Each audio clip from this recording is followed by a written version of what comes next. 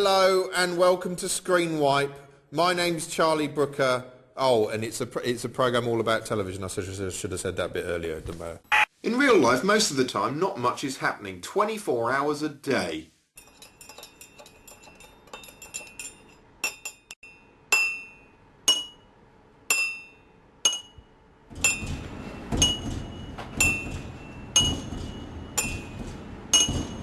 Unless, of course, you work in counter-terrorism, in which case your day looks like this. Sorry, I mean this. It's coming your way, Jack! Drop the weapon! The last series of 24 ended with Jack literally aboard a slow boat to China. While he was in captivity, the Chinese treated him appallingly. Every day they punched him in the face at 9 AM, plunged his hands into boiling water at 11:15, and pulled his teeth out at 2:30. 2:30! You get 2:30! Oh, f*** off. Anyway, at the start of Series 6, Jack's back after months of incarceration and torture, which left him almost unrecognisable. Jesus Christ! I mean, literally, isn't that Jesus Christ? But this messianic interlude didn't last long. Within the hour, he'd shaved off his beard and recovered sufficiently to reenact some of his favourite scenes from Grand Theft Auto. Don't get up!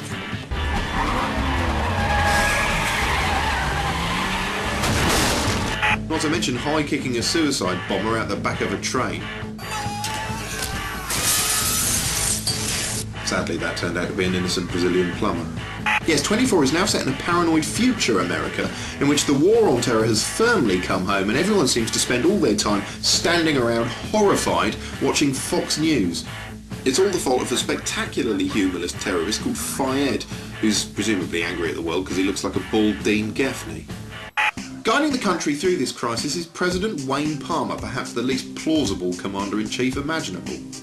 I'm not saying the American public wouldn't vote for a black guy, but a black guy with a shaved head and a goatee? Come on. They'd sooner vote for an idiotic, masturbating drunk. A bit like they did last time. Instead, they've got President Bling, who's so slick he always looks like he's about to burst into an R. Kelly number. Sir, you'd be releasing 110 extremely dangerous terrorists. Karen, I am very well aware of that. But I believe I can fly. The camera work is as restless as ever, rarely staying still for more than a nanosecond before flitting off to a light on something else. It's as though they asked the cameraman to replicate the twitching eye movements of a panicking murderer as he desperately searches for somewhere to hide the bloodied trowel. Sometimes it swings around so much even Jack gets motion sickness and has to grab hold of the scenery to stop his head spinning.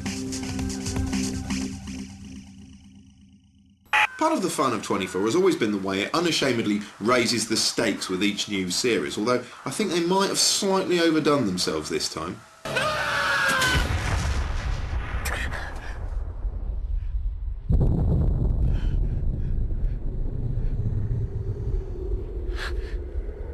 My fellow Americans, there is no easy way to say the words, America has been hit by a nuclear weapon. But it's okay, because I believe I can fly.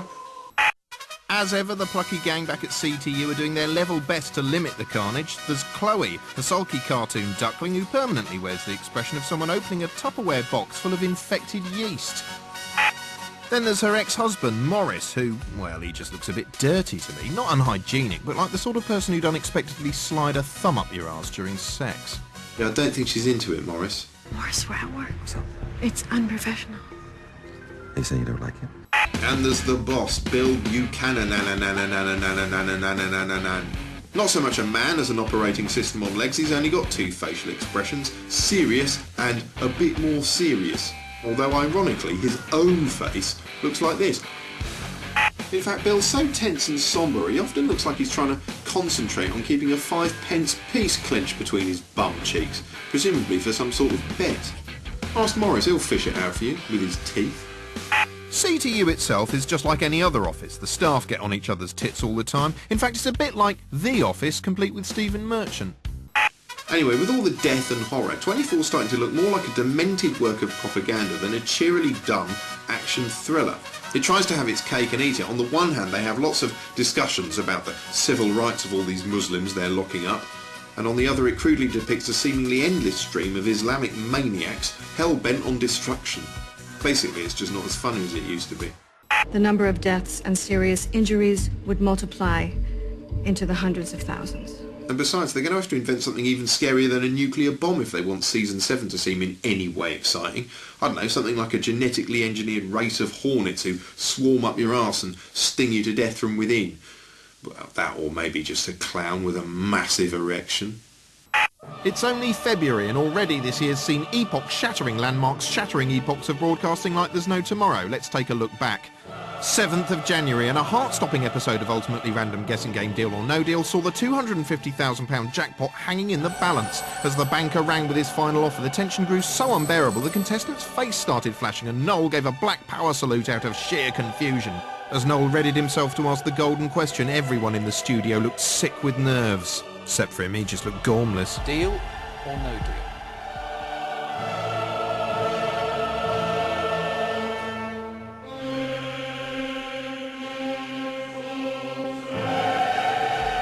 No deal. I think you are one heck of a gutsy lady. Oh, come on, she's not that fat. Fortunately, when Noel approached her box for the all-important money shot, the cash was there and joy was unconfined. The other contestants were delighted, even though her victory meant they were statistically less likely to hit the jackpot themselves, the silly, celebrating fools. 15th of January, and Anglia Television's local news programme was briefly rendered 50 times more interesting than usual when a mix-up left the newsreader unaware she was being broadcast live for several minutes. This is the news. Is this your wife or, Jan? Man's wife in Jan confusion. Yes, you're always talking to her. He's always talking to her, claims a spokeswoman. And I think we can go over live now to the scene of the Jan where our special correspondent is... Oh no, actually, tell you what, we'll just rustle around under the desk and open a bottle of water. After several minutes of hair and tit adjustment, normality and therefore boredom was resumed. Good morning, welcome to Anglia News. January 28th and white-knuckle motor-porn gang show Top Gear thrilled the nation with the long-awaited broadcast of Richard Hammond's high-speed tribute to Mark Bolan. In the accident, Hammond lost both ears and most of the skin Oh no, hang on, wait a minute, that's before the crash. The smash-up itself was eerily reminiscent of the opening titles of The $6 Million Man. Fortunately, the nation's favourite hamster is now completely recovered, although he does have a faint look in his eyes like he's gazed into the darkness of eternity and learned that not only is there no God, there definitely is a Jeremy Clarkson. It's a sorry fact that some forms of artistic expression are seen as inherently better than others. Take ballet, which is essentially just a slow-motion toffee-nosed jig for aristocrats. Or quality fiction, 90% of which is pseudo-intellectual masturbation for people who want to look clever on the tube. Of course, perceptions change. For instance, television was long seen as little more than an animated dustbin until fairly recently, when shows like The Sopranos are taken seriously by many critics as a work of searing intellectual genius. Oh, look at the way he's lifting that cup. This is a work of searing intellectual genius.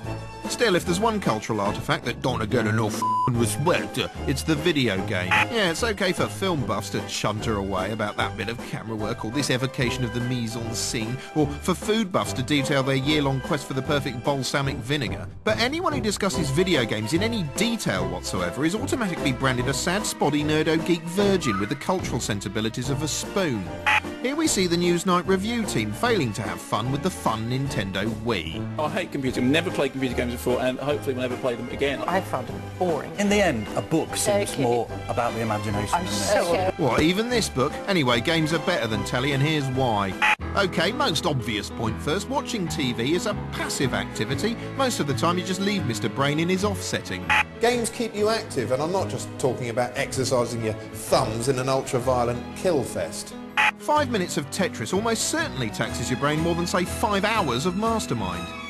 Within my lifetime, games have evolved at a dizzying pace. As a child, I used to look forward to trips to the local swimming pool. Nothing to do with the swimming, it's just that the pool was overseen by a small gallery area containing several arcade machines.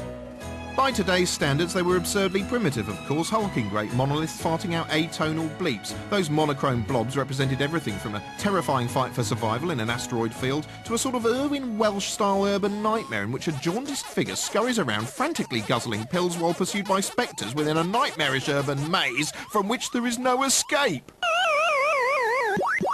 Later games came home. Suddenly you could play them on your own TV, which was outrageously exciting, as this demonstration by Leslie Judd clearly demonstrates. Leslie there entering the peculiarly male world of mindless games.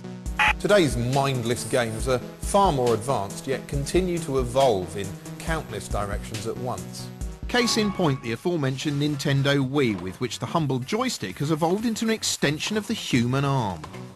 My favourite game on the Wii is this one, where you just repeatedly poke Vernon Kay in the eye.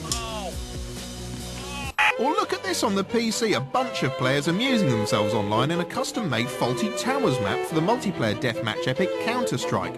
What's that? Not as funny as Faulty Towers, I hear you say? Well, of course it isn't. It's not supposed to be. People always have a go at video games in that way, saying things like, oh, no video game is ever going to be so moving, it will make the player cry. Well, so what? That's not its purpose. That's like arguing that ballet isn't a valid art form because it doesn't make people fart. It's not trying to, you stupid thixicle. OK, so the cutscenes are almost always laughably bad, but that's part of their charm, if you ask me. Take Resident Evil. The game was superb, but the cutscenes were like a soap opera on heavy skunk. Captain Wesker, where's Chris? Stop it. Don't open that door. But never mind the acting, the video game's main objective is to tax your problem-solving skills or just excite you like a thriller, and they do this better than anything on TV. You know, I actually had to stop playing this game once because I was genuinely getting post-traumatic stress disorder. That's an achievement of sorts. Yes, video games are going through a renaissance and you shouldn't miss out, like you are now, by choosing to watch TV instead, like some kind of medieval throwback farmhand it takes ages to get anywhere like this. Am I out of frame yet? Thank for that. Now here's Rab and Ryan from online video games show Consolevania and BBC Scotland's Video Guidance. Well, Micro Live was a very dry educational show back then. I think we were about 8 or 9, must have been when it was on. Aye. I think the thing people remember most about Micro Live was the opening titles where an owl kind of flew in. And kind of technological minded people are always interested in owls, aren't they? I think it's because they've got the perfect neck for porn browsing on the internet, where you can be watching the latest Belladonna video and kind of checking behind you to see if your mother's walked in the room in one kind of smooth motion. I think that's the... Who's Belladonna? Look it up. It's hard to tell who the audience was because they spent a fortune on it, but everything on it cost like £5,000. This micro, for example, would set you back about £7,000 or £8,000. Fred Harris was the presenter of Micro Live, and he was a decent guy. He was just a nice guy. You don't see guys like that presenting shows on TV anymore. Everybody's a bastard on telly now. Nice one, Rainbird. You know, even with graphics as basic as they were back then, they were so awe-inspiring to the people that made Micro Live. But best of all are the graphics. Only brothers in arms with dire straits could possibly convey the emotion that they were feeling. These days you've got like 1,000 games coming out every week, right? But back then it was 1,000 machines you had coming out every week. So they would have a guy on explaining what this new machine was, and it'd be literally as quick as he'd walk off the set and one of the crew would turn them round and send them back on with another machine, and he'd explain how it's been upgraded. In that like 3 seconds since he was last there. It's got 512k of RAM, it's got 512k of ROM, so we're getting close to 1.5 meg altogether. That's really quite a lot. Because it was an old technology show, everything is measured by telephone books. It's like they have a new disc on it and they say, on this disc you can get 33 pages of a telephone book on it. Because it's the only measurement that people understand, and they go, there's a new disc and you can get like 2 gigabytes on it. There's something this size and you can get 1,000 phone numbers on it. Aye. One day, we may be able to store enough information to fill 10,000 phone books.